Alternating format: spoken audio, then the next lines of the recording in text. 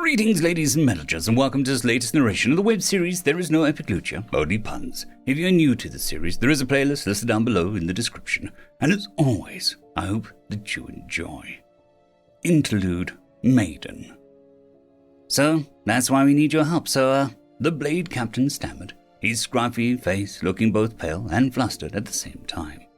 She eyed him with ambivalence. She expressed no real negative emotion, but given her sharp cheekbones and piercing gaze, Isabella Suma knew far too well that she looked as friendly as a winter spirit in the middle of a blizzard down by the strands of the world. "That's why we're here, Pumpkin," came the bemused voice of a companion. The man smiled with relief. "It's an honor to have both winter and fall maidens helping us out," he gushed, breaking his firm facade to look starstruck. Isabella turned away, embarrassed by the title. She might gulp if he asked her for an autograph. So many people wanted her name on a piece of paper or poster or even magically tattooed into their skin.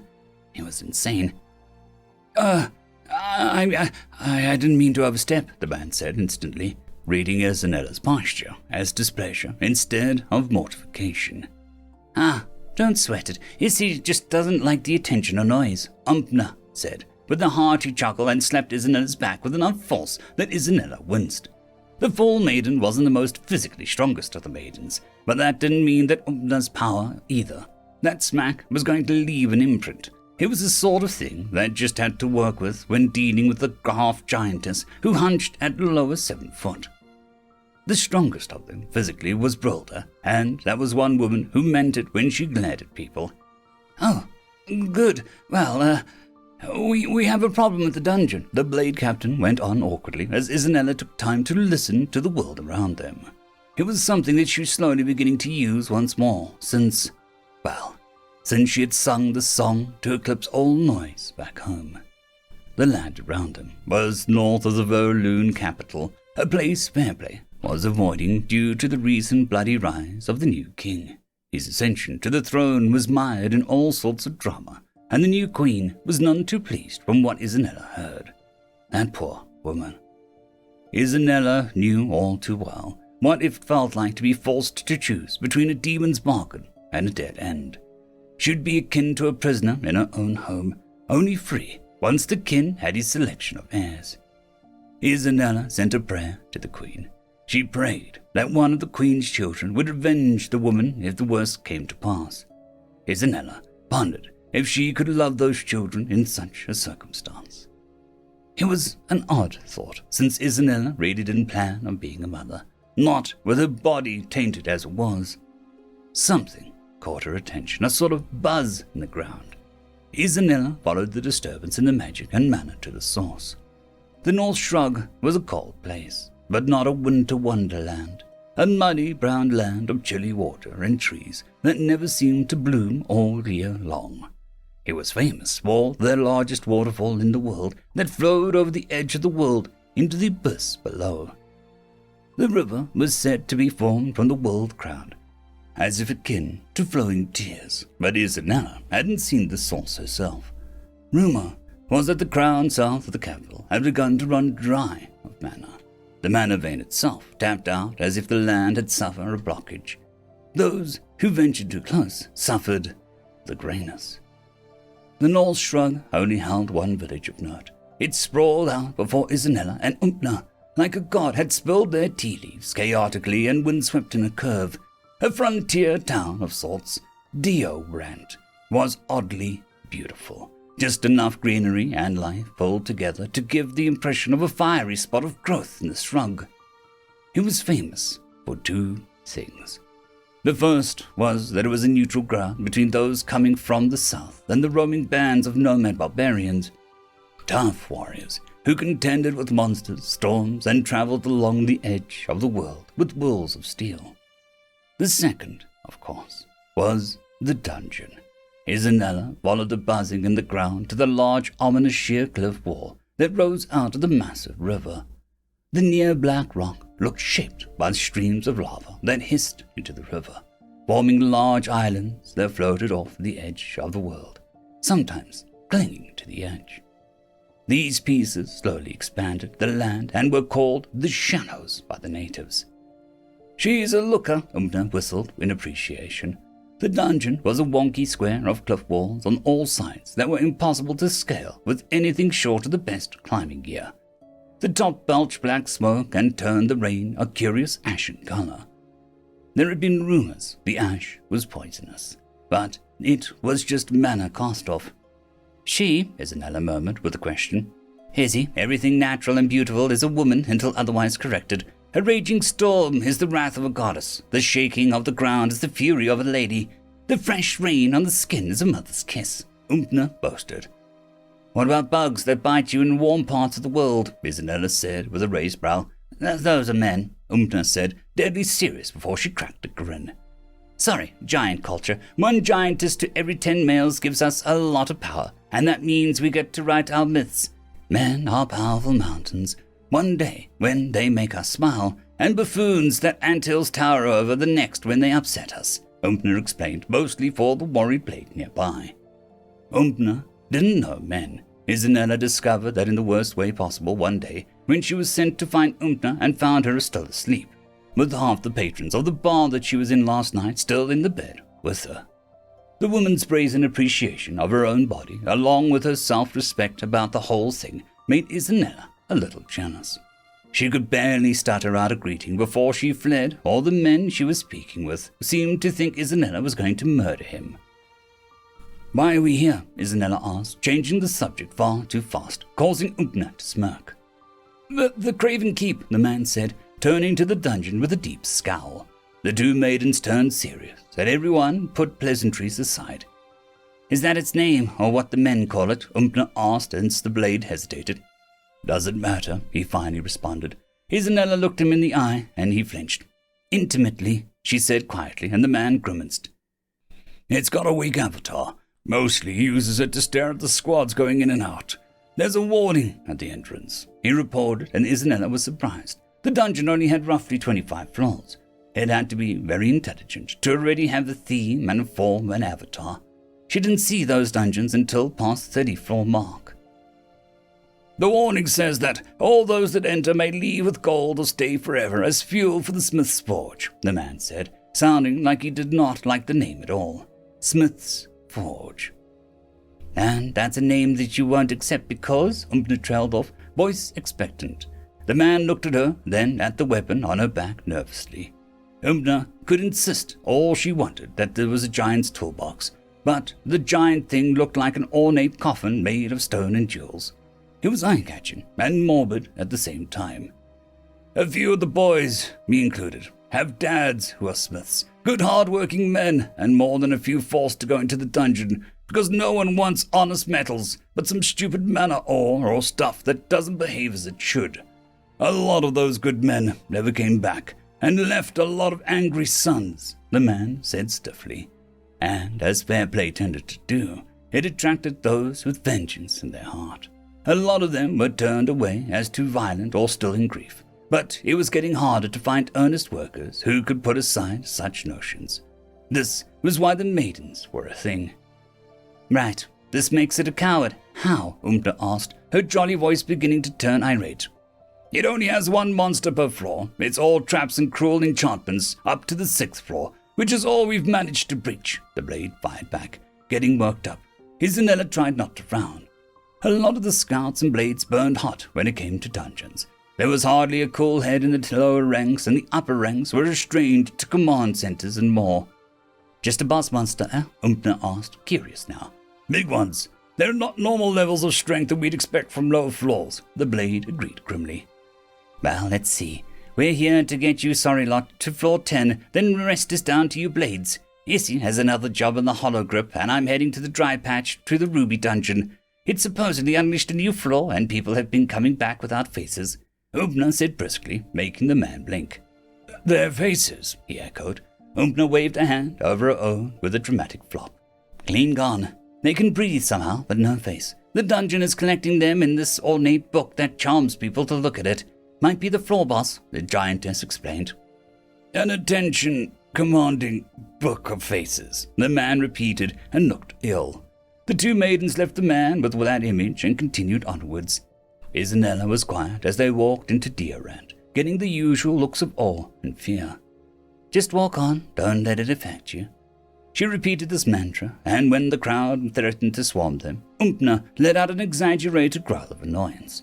Isanella hummed her tiny note of thanks, and the giantess pretended not to notice, but she kept Isanella in her shadow, like a protective mountain.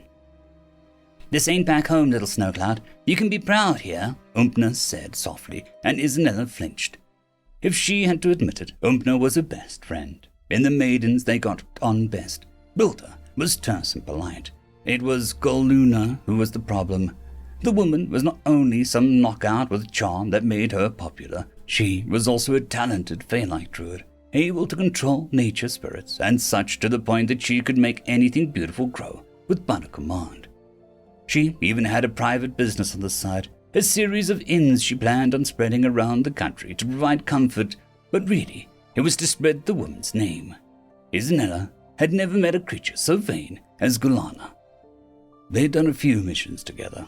They always went wrong, and Isanella was greatly ashamed to admit that it was why the once infamous Pestilence Swamp dungeon needed a full year to recover back to its previous state. Golana accused Isanella of being bereft of warmth and inability to love anyone. Isanella called her a hack who only cared about using people and flashing her good looks. Things escalated from there, and Isanella learned what happened when the dungeon was overfed mana from two very angry, powerful women. The poor thing, Isanella, took a personal time between jobs to check on it and sneak some unique poison she found in the world to it as an apology. Some of those poisons snuck into her own food, courtesy of a certain hack. Yet Isanella gave her a constant ringing in the ear for 3 weeks straight in revenge. Isanella bumped into someone and she blinked. Usually Umpna kept people clear of the street. She looked up and into the dark, deep eyes. Most outsiders do not interest me. You are like the first kiss of winter after a cruel summer. Your song is balm to my burning soul, the man rumbled, and Isanella saw him looking right into her eyes and saw only blunt truth to them. He was a hulking man, decked out in fur of a massive snow bear, the whiteness only making his fiery red hair more striking along his giant muscle. Isanella tilted her head and listened. She expected to hear the same thing as always, an unpleasant chorus of mixed emotions and thoughts aimed at her, cold jabbing shards of judgment, fear, and worry. What she got was a single repeating thump of a drum, a constant repetitive thunder of existence. It thrummed through her and left her feeling warm. She's single, Umpna announced suddenly, and Isanella's pink flood of confusion and pleasant feelings came down in a crushing mix of horrified embarrassment. The man gave her a small smile. Then the world is foolish. Such a wondrous song should not be sung alone, he said, and Umpna subtly pushed Isanella forward with one hand, causing Isanella to leave skid marks in the soil. Ah, Isanella managed to croak out.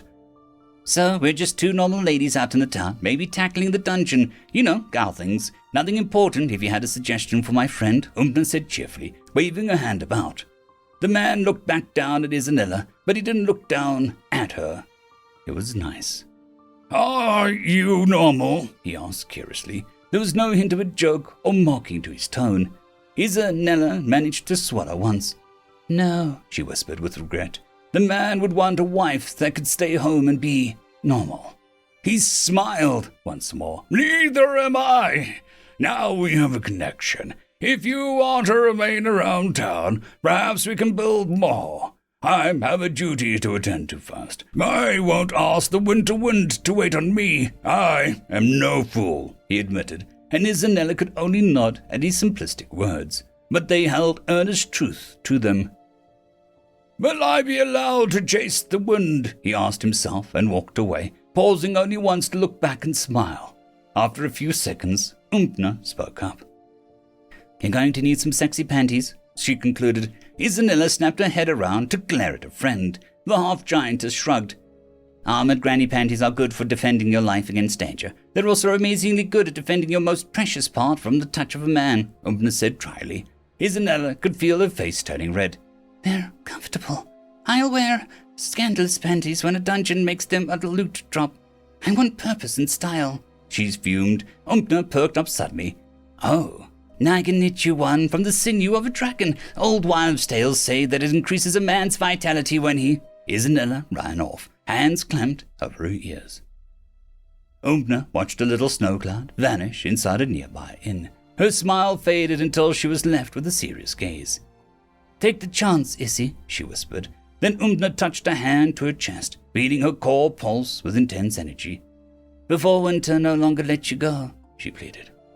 She ran a hand down her stomach, where the shattered core of a dead dungeon was implanted into her skin. She knew Isanella had accepted the Winter Core to handle her curse, just like Gulana had used it to stop going mad, just like how Brilda had used it to regulate her uncontrollable power. Not Umpna. Umpna was just an idiot, a foolish idiot who took any chance to be someone else. She tapped her face a few times, psyching herself up. Cheer up, the Fall Maiden is not too hot or cold. She's just perfect. A smile for all is how I work, she grinned to herself. That's how Umpna Brondo stays a hero, she proclaimed. Present day. Director Riptoy looked over his desk, frowning. It's premature, he admitted. I'm ready, the young woman argued as she stood up, her form striking as her once brown hair began to turn golden with hues of red. Just peeking out from the casual shirt, 3 amber shards poked out of her skin. Chum, I understand that you've been waiting for this day, he began, and she looked tense. Like her predecessor, she too was a giant origins. The golden core resonated best with those with giant's blood for some reason. But given what happened, he said, and she growled, looking annoyed. I'm not my mother, she snapped. Riptoy looked on, so polite, and his aura shifted to being strict. We know. She was our greatest, our brightest, and when she gave birth to you, you took everything. Her core, her strength, her purpose. I know very well who you are and aren't. I don't blame you, as you seem to, he responded firmly. Simmering with anger, Tum stared at the ground. You can still see her, she said finally, and Tum looked up with heat. No thank you, sir, she responded.